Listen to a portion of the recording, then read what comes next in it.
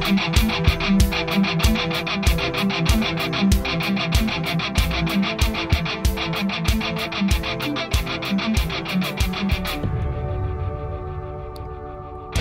is Jerome Corsi, and today is Wednesday. It's May 10th, 2023, and we're here with the Truth Central, thetruthcentral.com. Thank you for joining us. And there's a lot to cover today, so we're going to get right into it. The first story I want to deal with has to do with this commercial real estate crash again. A major building in San Francisco, which is the Union Bank Tower, right downtown in San Francisco, a building I've known for many, many years. I did a lot of work with banks over about 20 years in annuities and mutual funds when starting in the mid-'80s.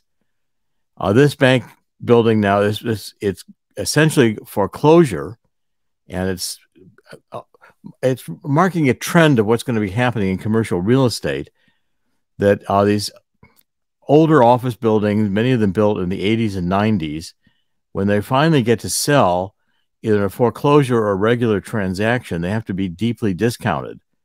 So there's these two towers in Houston sold at a foreclosure auction where the price, the lenders, the holders of the commercial mortgage-backed securities lost 80% and 88%. They lost that much, 80%. Of their value in foreclosure sales in these 46-story buildings. Now, the Union Bank is also up for sale, and again, they're basically trying to find a buyer for it. There's a number of towers on the market right now in San Francisco, and the commercial real estate market is crashing because people aren't going back to work in offices. Many are staying home, and these buildings are largely 40% vacant. It's measured, of course, by not only the leases but also the people going through with their cards to get through security to get into these towers. At any rate, these buildings are going to be sold at a very, very deep discount. So what happens is that when these banks sell, the lenders get stuck with huge losses. And so it's essentially dealing with a market that's going to collapse in the following way. The offices aren't rented. The people aren't going into these office buildings. The landlords are not collecting as much money as they need to finance their debt service. They also are going to have to devalue the building because the building is not going to have its economic worth if it can't be occupied. And what happens is these buildings are sold into mortgage-backed securities, which are securitizations of the mortgages that are bought again by banks and other institutions as investments in their asset portfolios. When this all starts collapsing in value, the assets, the commercial real estate value and the loans made to basically finance these buildings, all of that has to be marked to market at a deeply discounted 80% in some markets, which is going to be a major hit. And that collapse means that the banks, in turn, are holding these loans, or the mortgage-backed securities and those who hold those bonds have to mark those to assets to market, and they don't have the asset liability ratio then that they need to remain solvent. This is the kind of crisis that occurred in 2008, 2009, when the mortgage-backed security market collapsed and the subprime real estate collapsed, when people were being given loans, mortgages, when they couldn't afford to pay the monthly amounts. And as interest rates rose, these loans became more expensive if they were adjustable rate, and it became more difficult to sell these properties because people buying them had to pay, right today, 6.5% interest is pretty common on mortgages. That really stifles the mortgage market. So we're in for a major collapse here, and I don't see any way to avoid it.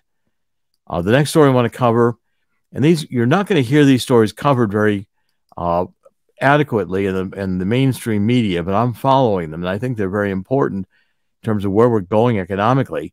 This one is about Russia. Russia's been having some meetings on the Black Sea.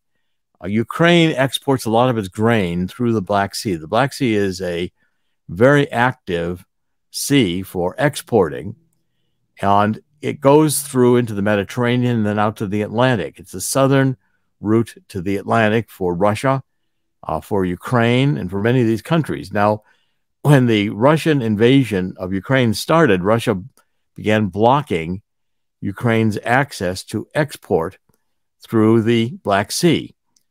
What Ukraine did was Ukraine then began exporting through Poland and other countries, but they began flooding the Polish market with grain from Ukraine, trying to find another way to get it into the international markets. And that caused problems for the growers of wheat, for instance, in Poland. So you had a major disruption of the market. Now, recently, there was a Black Sea Grain Initiative meeting on May 18th, and Russia was threatening again to block Ukrainian seaboard exports of corn and wheat. And the European Union has banned Ukrainian agricultural exports to Romania, Bulgaria, Poland, Holland, and Slovakia until June 5th, with an extension to possibly year end because of these local price pressures. So again, it's a major disruption of the market, and Russia at the same time is increasing its export of grain. So the Ukraine's role in the global markets has eroded as its exports moved overland to the neighboring countries. I'm just reading part of this article. And without this Black Sea corridor, you're going to have a major economic impact on Ukraine. Ukraine is one of the world's leading wheat exporters, and what that threatens is a worst-case scenario of higher food prices worldwide. Now, this is not a particularly good scenario. Again, we're in a situation where we're having economic stagnation because high interest rates are depressing economic activity. The U.S. is printing an enormous amount of money on this modern monetary theory, and the BRIC nations are getting together. They'll be meeting in the first week in June in South Africa. Maybe as many as 15, 16, 19 countries could join the BRICS, which is Brazil, Russia, India, China, and South Africa. Right now, the BRICS nations have 40% of the world's population, about 25% of the GNP. That's going to increase the GDP or GNP. Basically, that's gross domestic product, gross national product. That's all the goods and services produced in the world or in a country. So we've got major disruptions going on economically that will produce stagflation, a period of economic stagnation and inflation like we had in the 1970s. And this story about Russia and Ukraine has got to be watched very carefully. Right now, Russia is not attacking the wheat-growing areas of Ukraine, which are in the east. Russia's in the west. Russia is in the east by Donbass, by Russia. Ukraine is a divided country. The east, closer to Russian, is much of it Russian-speaking and allied with Russia, whereas the west is closer to Germany, has been neo-Nazi even today, and was very closely aligned to Nazi Germany in World War II. So Ukraine is a divided country, but the wheat fields are in the west, and right now they're able to produce harvests. If the war expands into the west, even the wheat producing capacity of Ukraine is going to be threatened. Ukraine is an important country in terms of wheat and corn production for the world. And a lot of people are going to suffer, and prices will go up and again continue to skyrocket. And among the major sources of inflation right now are food prices. I mean, go to the grocery store, see what $100 will buy you. It's pretty shocking how little you can get. Now, this next story is also not being very closely followed, but it's very important. There have been a couple of seizures, largely unreported again, in April and May. On April 27th, Iranian Revolutionary Guard forces seized an oil tanker, this Advantage suite, as it sailed through the Persian Gulf into the Gulf of Oman. And basically, the tanker was carrying 800,000 barrels of Iraqi crude oil. It was for Chevron. And then a few days later, on Wednesday, May 3rd, the same Iranian naval vessel seized another tanker after it left Dubai for the port, or one of the ports also in the UAE, the Strait of Hormuz. So Iran essentially is being backed by China. And although Iran was saying that the second seizure was to a legal dispute going back to 2020 that involved the U.S. and the U.S. embargo on oil with Iran, we were trying to block Iran's oil exporting. One of the incidents here, 2020, involved the oil tanker, an oil tanker that was filled with crude oil and was destined for China. Now, China essentially has given Iran support that that encouraged the Revolutionary Guard to seize these two tankers recently. And basically what this means is that we're seeing that the Iranian Petroleum Ministry and China have entered into a 25-year comprehensive cooperation agreement in which China has wide access to various elements of Iran's economy and are also buying Iranian oil at a 30% discount. And this 25-year agreement gives China a hold over that area of the world, including the Persian Gulf, which is an extremely strategic part if you look at the Middle East. And Iran continues to be working with Russia, supplying drones in the attacks on Ukraine. So you're getting an alliance forming between China, Russia, and Iran. Iran continues to support the terrorists in the Middle East who are launching attacks, missile attacks against Israel. I just saw yesterday, in fact, there were airstrikes from Israel in the Gaza trying to block some of these Hamas rocket attacks into Israel, which have stepped up and escalated. So if Iran, which has vowed to destroy Israel, is supported economically by Russia and China, Iran's going to become more dangerous in exporting terrorism. I've been writing about this. I've written 3 books on Iran. My first one was Atomic Iran in 2006. And what I was worried about in 2006 seems to be happening today.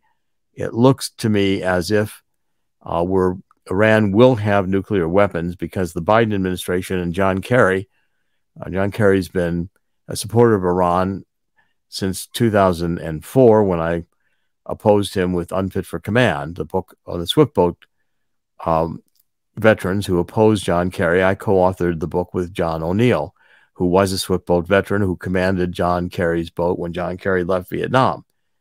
At any rate, this is a very dangerous axis, and it again affects the oil transport because a large percentage of the world, about 30% of the world's crude oil moves through the Straits of Hormuz at any given time. And if China has control over a lot of that area, China is going to be in a strategic position to control a lot of the world's oil flow. Again, as the United States backs away from producing oil, natural gas, etc., which is, I think, suicidal economically, we are going to be seeing China and Russia taking full advantage of hydrocarbon fuels and building their economies.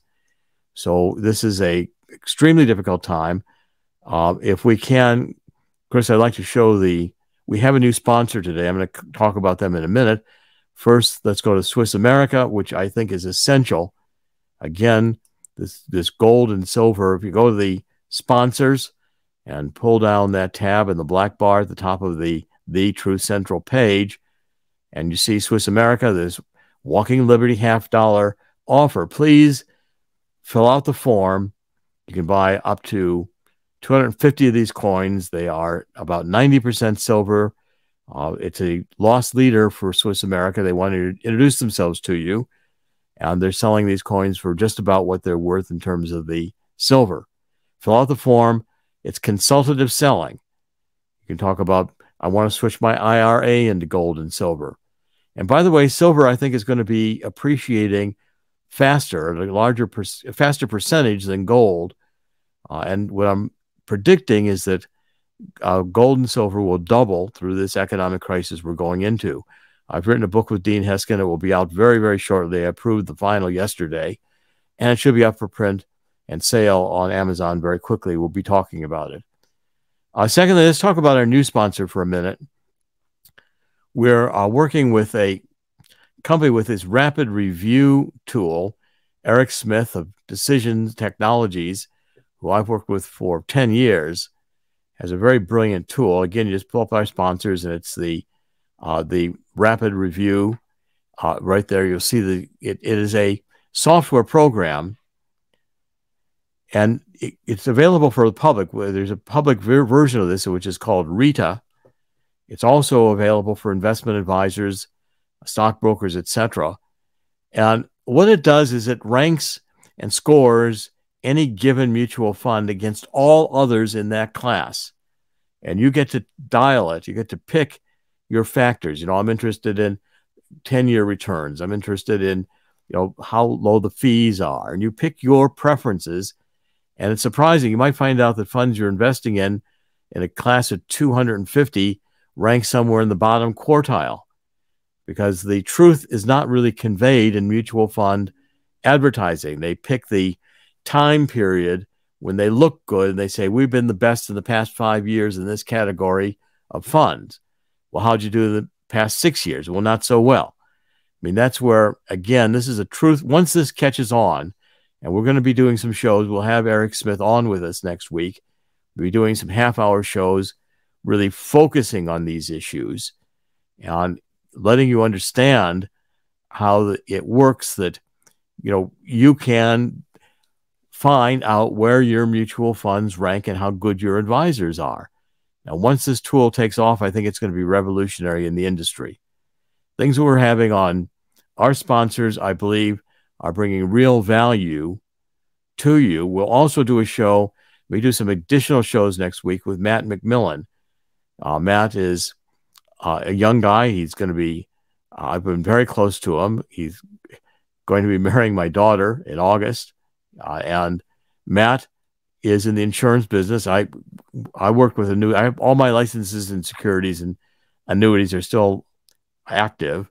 For 20 years, I worked with banks around the world, putting in annuity and mutual fund programs. What Matt does is he'll tell you how higher yielding annuities and universal life can be available today. You can even switch your policy with a 1035 exchange without paying any tax.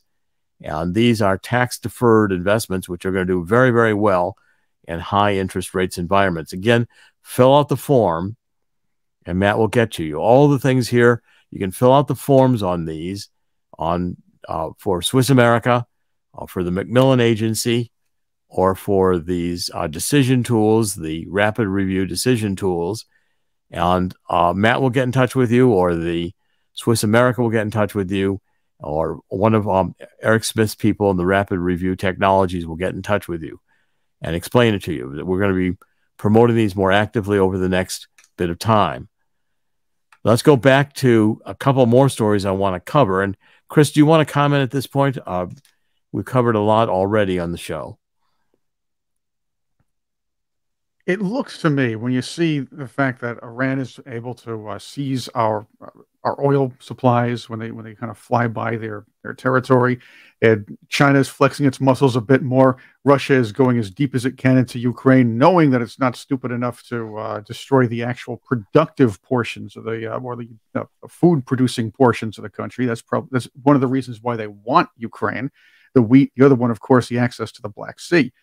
One wonders, is China and is Russia, are the BRIC nations, the Middle Eastern nations who traditionally have been adversarial toward us, are they looking at a 1.5-year window of opportunity left to actually do what they can do to destroy are standing economically before a change is made in, let's say, national leadership, most likely? Well, that's a very good question. I mean, Biden has been everything he could do to destroy the country. I mean, the border situation, the economic printing money, the not caring about Iran going to nuclear weapons. I think you're raising a very good point. And by the way, Chris has put up the store, and here we have my first cup I got of it, which is you can see it's got the logo on it for the Truth Central, and you can get these now on the store on the top bar. We have a lot of different items up there you can order, and we're going to get the truthcentral.com logo out there and hopefully seen throughout the United States. A nifty logo. So I like the logo a lot too. I think it's the best logo I've ever had. Now, two stories that I want to cover as well. I have an article today on American Thinker. And this is a very important article, I believe, because I'm showing that the IPCC, the Intergovernmental Panel on Climate Change for the UN, which is saying that we need to go to net zero emissions, that this is a neo-Marxist, postmodern value narrative. It's not science. In fact, what I point out in the article is that I thought that was a pretty nifty image. I'll explain the image in a minute that goes with this. But one of the editors of American Thinker put that together. The article is basically saying the following, that the scientists doing the global warming science, like Michael Mann, who did the hockey stick theory. Hockey stick theory is that the Earth had perfect weather, the temperatures were just copacetic until the Industrial Revolution, when we start burning hydrocarbon fuels. And then, like a hockey stick, the blade of the hockey stick, the Earth's temperature just shot up. And that's where it became extremely warm, because we were using hydrocarbon fuels that emit carbon dioxide, which is a greenhouse gas. Now, even Michael Mann knew it was a lie. And that was proven with there was a big scandal shortly after he did this paper, where a whole set of emails were hacked out of a computer in East Halifax in Great Britain. And this is one of the computers that the IPCC scientists were using to communicate with each other. And it was clear that they were rigging the data, because historically, there's been much more carbon dioxide in the atmosphere, much more. And we've had ice ages.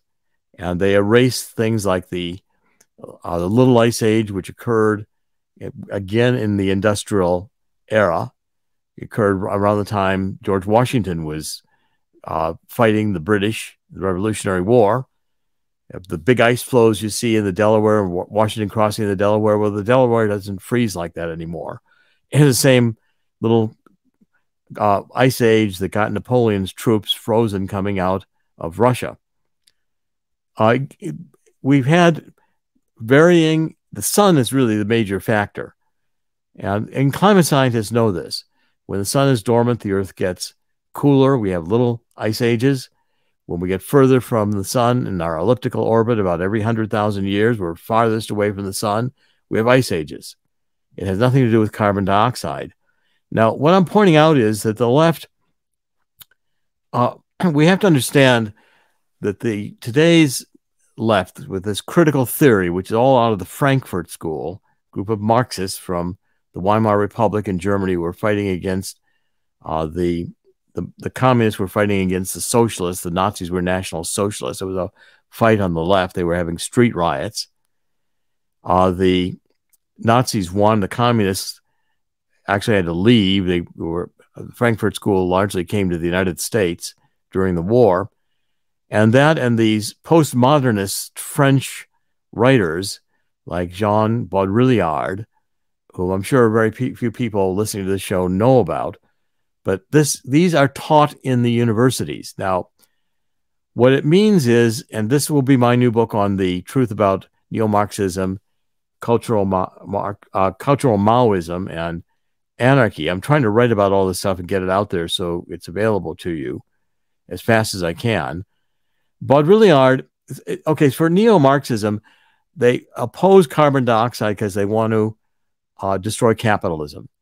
And they've decided the best way to do it is to attack the culture of capitalism. So they want to make you think that carbon dioxide is noxious, even though we exhale carbon dioxide, even though it's plant food, because they don't want us to use hydrocarbon fuels. They know it will reduce our standard of living about 75%. We'll be eating bugs. We'll be not able to have gas stoves. We're going to have to redesign our cars to be electric vehicles. Saw recently an article of someone who had a accident a fender bender with an EV. It cost them $40,000 to repair it.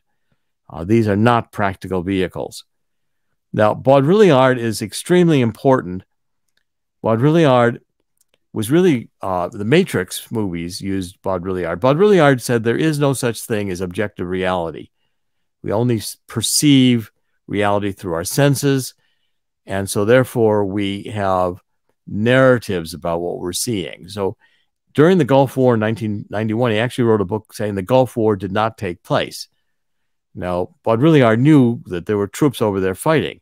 What he meant was that the narrative about the war, that Saddam Hussein had weapons of mass destruction, and that there was a need to go over there and save Kuwait, and we had an international coalition under George H.W. Bush. So that was all nonsense. Saddam Hussein stayed around. Nothing really changed. It was just basically, he discarded the whole event. So Baudrillard said it's like the Matrix. All we experience is the narrative, what we're being told. And so, in fact, the Matrix movies started with one of Baudrillard's books. He had a very famous book called Simulacra, and it was simulacra is the image of something, the artistic representation of it, the image of it. Well, he was saying all there are is images, and so we live these images, and it became John Lennon. Let's imagine all this reimagining. Let's reimagine the police. Let's reimagine. So we could make up our own reality since everything is subjective. And so when the left says that there is a scientific consensus that carbon dioxide is causing global warming, they do not mean that the science supports that. What they mean is that scientists who understand their future utopia see why it's wrong for us to use hydrocarbon fuels because they're dirty, they're polluting, there's too many people, we've expanded the earth to exhaust its resources, and therefore we need to get away from capitalism. We need to have a lower standard of living. John Lennon wanted us to imagine there was no God in heaven, so the nations wouldn't fight. Well, I'd like to imagine there was no John Lennon, because there is reality, and this whole woke reality is living in a made-up Marxist utopia that they think is the way the world should be, but it isn't the way the world works. And a lot of the 20th century has been about discarding ideas that sound good, but just don't work. And this is an idea that doesn't work. The idea that we can have solar, wind, and battery and sustain everyone. So the image that's done here is really kind of a Baudrillard echo imagining his wasteland from carbon dioxide, and it's really a fantasy in the left's head, because carbon dioxide does not scientifically cause much change in the Earth's atmosphere at all. Water vapor is 70% of all greenhouse gases, not carbon dioxide. Let's move to this last story. I have yesterday, Gateway Pundit, Robert Kennedy Jr., who is running for president, has been talking about the CIA assassinated Jack Kennedy. Well, coincidentally, it just happens that I've been working for the past, close to a year. In fact, when I had my old show, Corsi Nation, we did interview Dr. David Mantik. Mantik is a radiologist. Radiologists study X-rays. Oncologist. So he X-rays with a specialty on cancer. Been practicing this for decades. He has both a PhD in physics and an MD in medicine. Now, David Mantik had for 30 years got permission to go to the archives, and the Kennedy family granted him permission to take a look at the X-rays, JFK's clothing, the ballistic evidence of the shooting and the assassination. And what Dr. Manick did is he made optical density measurements, which are scientific measurements. I'm writing a book with him. We're going to have a new book out. The new book is going to be called The Assassination of John F. Kennedy, The Final Word, because now we have scientific evidence that's certain, with beyond a doubt, beyond any doubt reasonably. If you understand physics, this stuff is dead certain. What David Mantik did, optical density, you measure how much light gets through onto a negative. And what he was able to do, he was able to see elements, objects. The 3 X-rays in the archives are all forged. And they were forged to hide the evidence of the real shooting. And Dr. Manick has determined the real shooting. He's measured every metal fragment that was in Jack Kennedy's head. You see, these X-rays were X-rays from Jack Kennedy in the autopsy, but they were altered. And you can tell that because there were X-rays of Jack Kennedy's head, skull, when he was alive, and they matched them, and there's characteristics that match identically, and including the teeth in the X-rays. So these are Jack Kennedy's autopsy X-rays, but they're altered. A bullet was placed in one of them that looked like a 6.5 Mannlicher Carcano shell, but that bullet is a fake object. The optical density makes it clear. Now, I happen to have studied photography going back to when I was a kid, and I understand optical density measurements. And when you understand, when this book is published, Robert Kennedy will have definitive scientific proof that Jack Kennedy was shot with 3 times. 2 shots hit him from the front, both from the front right, the grassy knoll, and 1 shot hit him from behind, but at a low angle, probably from the Daltex building, not from the school book depository, Texas School Book Depository. These were not shots fired by Lee Harvey Oswald. And shots from the front and the back, which the X-rays and the optical density measurements leave to be absolutely clear and irrefutable. We can show you one of the shots from the front and how the metal was in Jack Kennedy's skull and didn't exit. So, I mean, this is going to be a shocking book. And we're going to be offering it to Robert Kennedy Jr. If he wants to write the foreword. We're going to be getting in touch with him and making him an offer to have. It was on Hannity last night. And when they said, what's your proof? What's your evidence that the CIA killed Kennedy? Robert Kennedy Jr. had to be vague because he had all the evidence, which has been circumstantial and argued about for 60 years. This evidence is not arguable. Dr. Mantik has really solved the case. This book will explain the science to the public in a way the public will understand. I'll have it finished. We're doing the draft right now. We should be finished with it sometime early June. We'll get it into print this year. Any final comments here, Chris, as we wrap up? I've always found the JFK assassination and the RFK assassination rather interesting, intertwined with the Marilyn Monroe, and I'll call it, assassination. I recently, on another show that I host, I discussed all 3 of those with a gentleman named Jay Margolis, who's been studying all 3 of those killings over the years and has written several biographies on and discussions on each of those characters and things like that. It's amazing how a lot of those 3, and I'm going to say it again, murders were intertwined. Well, that's a good point, and we'll be covering that more as this book comes out, and hopefully working with Robert Kennedy Jr. on it. Lastly, sponsor My Vital C. If you pull down the sponsors and take a look at My Vital C, this is a remarkable carbon-60 atom. It has longevity principles. I've been taking it for now 4 years. It's remarkable. My hair used to be all completely, I'm not coloring it at all. This is My Vital C. I've used their hair products, their cream products. People say I look younger. Certainly don't feel my age. At any rate, my hair's got color in it again. I mean, even some of the black is coming back in it. I've noticed that the other day on the side, that you could see a little bit of it. And my hair used to be blonde, red, and then gray. But this is actually producing some remarkable revitalization. Just click it's all reasonably priced. These are the highest quality you can find in the market. Not an FDA-approved product. It's a supplement. But if you'll try it, swear by it, as I do. Click one of those little purple, go to the cart, and you'll be working directly with My Vital, order the products. They'll ship it to you, and I'm sure you're going to like them. We'll get a little My Vital C. See, even the dog wants it. Oh yeah, he wants the pet version. As a matter of fact, he's going crazy. Even he knows what I'm going to be hitting next. So I might as well do it right now. You actually have My Vital C for your pet, and it comes in pet-friendly flavors like bacon and salmon.